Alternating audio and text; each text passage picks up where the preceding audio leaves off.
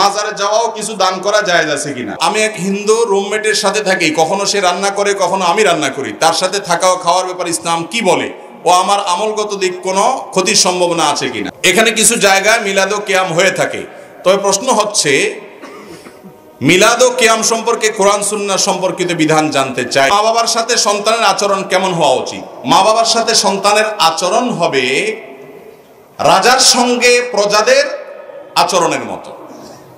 প্রজা চিনেন? প্রজা, আগের যুগে মানুষ রাজার প্রজা সিস্টেম যখন থাকতো, রাজাদের সামনে প্রজারা কেমনে থাকতো, ঠিক সন্তান তার বাবা মার সামনে সেরকম থাকবে।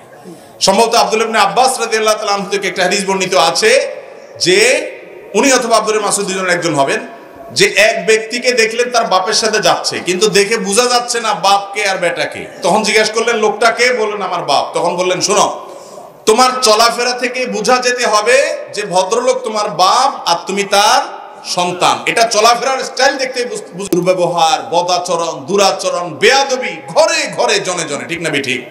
ভালো করে শুনে রাখেন ভাইরা, রিদার রব্বি ফি রিদাল ওয়ালিদাইন ওয়া সাখাতুর রব্বি ফি সাখাতিল ওয়ালিদাইন। মা বাপকে যদি খুশি রাখতে পারেন আদব লেহাজ করে, তাহলে মালিক খুশি হয়ে যাবেন। মা বাপ যদি নাখোশ থাকে, মালিককে খুশি করার কোনো পথ খোলা নাই। যদি ন্যায়সঙ্গত ভাবে মা বাপ আপনার উপরে নারাজ থাকেন, তাহলে আপনার কিন্তু রক্ষার কোনো উপায় নাই, কোনো আমলে কুলাবে না মা বাপ যদি নারাজ থাকে। এই জন্য জান্নাতে যাওয়ার কিছু শর্টকাট রাস্তা আছে, শর্টকাট সংক্ষিপ্ত কিছু রাস্তা আছে, কোনাকুনি।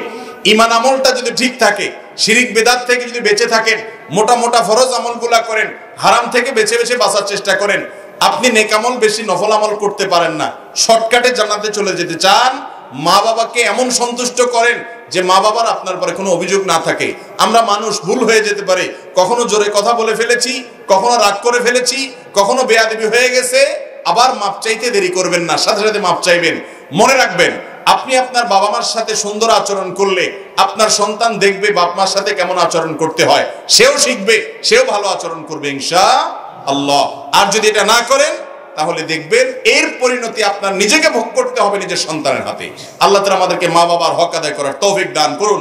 আব্দুল্লাহ ইবনে আব্বাস রাদিয়াল্লাহু আনহু আরেকটা হাদিস আছে যে কেউ যদি বাপের সামনে এরকম জামা ঝাড়া দেয়, সেও বাবার অবাধ্য হয়ে অবাধ্যতার গুনাহ সে লিপ্ত করলো, এটাও বেয়াদবি হলো। এরকম গুরুত্বপূর্ণ বিষয়। এক সাহাবী তিনি তার মাকে, এক লোক তার মাকে কাঁধে নিয়ে তাওয়াফ করতেছে, বয়স্ক মাকে কাঁধে নিয়ে, বৃদ্ধ মানুষ ভার হয়ে গেছে, শরীর ছেড়ে দিছে। তখন এক সাহাবীকে দেখে তিনি বললেন যে আমি কি আমার মার হক আদায় করছি? এত কষ্ট যে ওনার জন্য করতেছি, আমি ওনার ঘোড়া হয়ে গেছি, উট হয়ে গেছি, ওনার বাহন হয়ে গেছি, ওনাকে আমার কাঁধে রাখি, সবকিছু আমি কাঁধে রেখে রেখে করি, নিয়ে যাই নিয়ে আসি, এইরকম সার্ভিস দেই আমি কি মার হক আদায় করছি? তখন ওই সাহাবী বললেন না, এখনো পর্যন্ত তুমি মার হক আদায় করতে পারো নাই। খোলাসা কথা হলো, নিজের শরীরের চামড়া দিয়ে যদি জুতা বানায় দেন মা বাপকে, বিশ্বাস করেন মা বাপের দায় শোধ করা সম্ভব না। এরকম ডেঞ্জারাস একটা বিষয়, এত কষ্ট তারা করেন, তাদের কষ্টের মূল্য এত বেশি। আল্লাহ তাআলা আমাদেরকে মা বাপের বাধ্যগত সন্তান হওয়ার তৌফিক দান করুন। এরপরে প্রশ্ন হলো, মাজারে যাওয়াও কিছু দান করা জায়েজ আছে কিনা। ভাই, কবরে, যে কোনো কবরে যাবেন জিয়ারত করার জন্য। কবরে যাবেন কিসের জন্য? জিয়ারত করার জন্য। কিন্তু কোন কবরে গিয়ে যদি টাকা দেন, তো সে টাকা কে পাবে? কবরে যিনি শায়িত আছেন, কি বলেন, তার অ্যাকাউন্টে যাবে? কবরের চারপাশে যেগুলো ঘিরে থাকে, বিশেষ করে বিভিন্ন পীর সাহেবদের কবর বা বিভিন্ন আল্লাহর কোন নেককার বান্দা চলে গেছেন, তার কবরকে ঘিরে যে মাজার গড়ে উঠছে, ওই মাজারের চারপাশে যারা গাঁজা টাঞ্জা খায়, বেকার বসে থাকে, বৈরাগ্য জীবন যাপন করে, সমাজ দেশের বোঝা হয় এবং নামাজ কালাম নাই, বেশিরভাগ ফাসিক ফাজির, আপনি টাকা দিলে ওদের গাঞ্জার টাকা যোগান দেওয়া হবে। বুঝতে পারছেন কথা? আপনি যদি দান করতে চান, তাহলে গরিব মানুষকে দান করবেন, ওই মাজারে দান করলে কি লাভ? অনেকে মোমবাতি কিনে মাজারে দেয়। ভাই, মাজার আল্লাহ যিনি, ওই বেচারা তো কবরে চলে গেছে, ওখানে কি মোমবাতির আলোর দরকার আছে? তাহলে ওখানে মোমবাতি দিলে কি লাভ হবে? লাভ হবে হলো গাঞ্জাখোররা ওই মোমবাতি বেচে আবার টাকা নিয়ে গাঞ্জা কিনে খাবে। বুঝেন নাই কথা? মাজারে টাকা দেওয়া জায়েজ নাই, গুনাহের কথা। আল্লাহ তাআলা আপনাকে টাকা দিয়েছেন, যেখানে সুযোগ সেখানে খরচ করতে পারবেন না। আল্লাহ আমাদেরকে বোঝার তৌফিক দান করুন।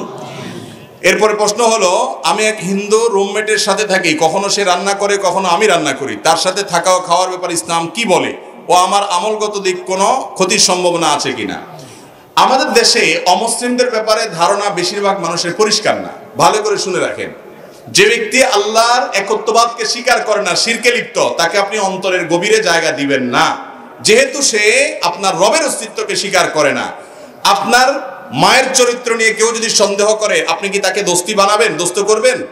তার সাথে দোস্তি করবেন? আপনি কেন করবেন না? আমার মায়ের অস্তিত্ব নিয়ে প্রশ্ন তুলেছে, আপনার মেজাজ গরম হয়ে যাবে, হয়তো আইন হাতে আপনি তুলে নেবেন না, তার মধ্যে সে চলুক, আপনি আপনার মতো চলবেন, শান্তিপূর্ণ ব্যবস্থা করবেন, ঠিক আছে, তাই বলে আপনি অন্তরঙ্গ তাকে বানাবেন না।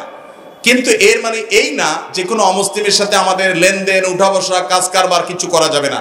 নবী করিম সাল্লাল্লাহু আলাইহি সাল্লামের অমুসলিম সেবক ছিল, কাজের লোক ছিল, তাকে তিনি নিয়োগ দিয়েছেন। আজকাল কোন ইমাম সাহেব যদি কোনো হিন্দু, কোনো ইহুদি, কোনো খ্রিস্টান, কোনো অমুসলমানকে কাজের লোক নিয়োগ দেয়, তার চাকরি থাকবে? কারণ আমরা এটা বুঝি না, বাড়াবাড়ি করি। মনে রাখবেন, লা ইয়ানহাকুমুল্লাহু আনিল্লাযিনা লাম ইউকাতিলুকুম ফিদ-দীন, যে সমস্ত অমুসলিম অন্য ধর্মের মানুষরা তোমাদের উপরে যুদ্ধ চাপায় দেয় নাই, গন্ডগোল চাপায় দেয় নাই, ওয়ালাম ইউখরিজুকুম মিন দিয়ারিকুম, তোমাদের বাসাবাড়ি থেকে বের করে দেয় নাই, তাদের ব্যাপারে আল্লাহ তাআলা নিষেধ করেন না আনতাবাররুহুম ওয়া তুকসিতু ইলাইহিম, তাদের সাথে সদাচরণ করতে। বিধায় অন্য ধর্মাবলম্বী কেউ অসুস্থ হলে তাকে দেখতে যাবেন, তার খোঁজ খবর নেবেন, তার উপকার করতে পারেন, তাকে সাধারণ দান করতে পারেন, এবং তাকে কাজের লোক হিসেবে রাখতে পারেন, তার অধীনে কাজ করতে পারেন, তাকে টাকা ধার দিতে পারেন, তার কাছ থেকে টাকা ধার নিতে পারেন, তার সাথে থাকতে পারেন, কোনো অসুবিধা। কিন্তু একসাথে এক রুমে বসবাস করতে করতে যদি আপনার শিরকের প্রতি যে আপনার মধ্যে শিরকে অপছন্দ করার যে বিষয়টি আপনার ইমানের দাবি, সেটা যদি আস্তে আস্তে দূর হয়ে যায়, তাহলে লক্ষণ খারাপ। বিধায় সেই ব্যাপারে সাবধান থাকতে হবে। এমনিতে উঠা বসা, কাজ কারবার করতে অসুবিধা। একসাথে রান্না বাড়া করলে সে যদি হালাল কিছু রাঁধে আপনি খেতে পারেন, বা আপনি যদি হালাল কিছু রান্না করেন সেও খেতে পারে। নবী করিম সাল্লাল্লাহু আলাইহি সাল্লাম এক ইহুদির বাসায় দাওয়াত খেতে গিয়েছেন, এবং সেই ইহুদি মহিলা বিষ মিশিয়ে দিয়েছে। তাহলে এখান থেকে প্রমাণ হয়, ভিন্ন ধর্মাবলম্বী মানুষ যদি হালাল কোনো খানা দেয়, সেটা খেতে কোনো অসুবিধা নাই। তবে মিশতে মিশতে যদি আপনার মধ্যে যে সাধারণত শিরক এবং কুফরের প্রতি বীতশ্রদ্ধ ভাব, ঘৃণা, সেটা যদি দূর হয়ে যায়, তাহলে লক্ষণ খারাপ, তাহলে আপনাকে সেখান থেকে সরে আসতে হবে। এরপরে প্রশ্ন হলো, এখানে কিছু জায়গায় মিলাদ ও কিয়াম হয়ে থাকে, তবে প্রশ্ন হচ্ছে মিলাদ ও কিয়াম সম্পর্কে কোরআন সুন্নাহ সম্পর্কিত বিধান জানতে চাই। ভাই, মিলাদে নবী করিম সাল্লাল্লাহু আলাইহি ওয়াসাল্লাম দুরূদ পাঠ করা হয়। নবী সাল্লাল্লাহু আলাইহি ওয়াসাল্লামের প্রতি কি পাঠ করা হয়? দুরূদ পাঠ করা কি ভালো জিনিস না খারাপ জিনিস? খুব ভালো জিনিস, অনেক সওয়াবের কাজ, অনেক বড় আমল। অতএব মিলাদের মধ্যে যে দুরূদ পাঠ করে সেটা ভালো জিনিস, এটা করতে কোনো অসুবিধা। কিন্তু মিলাদের জন্য, দুরূদ পাঠের জন্য সবাইকে ডাইকে একত্রিত করতে হবে, এরকম কোনো কথা। দুরূদটা যার যার পার্সোনাল আমল, আর দুরূদ পাঠ করতে করতে দাঁড়ায় যেতে হবে, এরকমও কোনো নির্দেশ নবী সাল্লাল্লাহু আলাইহি সাল্লাম আমাদেরকে দেন নাই। দুরূদ পাঠ করতে করতে যদি দাঁড়ায় যাওয়া লাগতো, তাহলে নামাজের মধ্যে যে আমরা দুরূদ পাঠ করি, সেই দুরূদটা কি বসে পড়ি না দাঁড়ায় পড়ি? তাহলে নামাজের মধ্যে দুরূদ পাঠ করতে করতে দাঁড়ায় যাওয়া উচিত ছিল না? আমরা কি দাঁড়ায় যাই? তাহলে বোঝা গেল দুরূদ পাঠ করতে করতে দাঁড়ানোর কোনো দরকার। নবী করিম সাল্লাল্লাহু আলাইহি ওয়াসাল্লামের প্রতি দুরূদ পাঠ করতে করতে যদি দাঁড়ায় যাওয়া লাগে, তাহলে আল্লাহর কোরআন তেলাওয়াতের সময় তো ফ্যানের সাথে ঝুলে যেতে হবে। বুঝেন নাই কথা? এগুলো আমাদের নিজেদের মন গড়া, ভিত্তিহীন, কোরআন হাদিসের কোনো অস্তিত্ব নাই।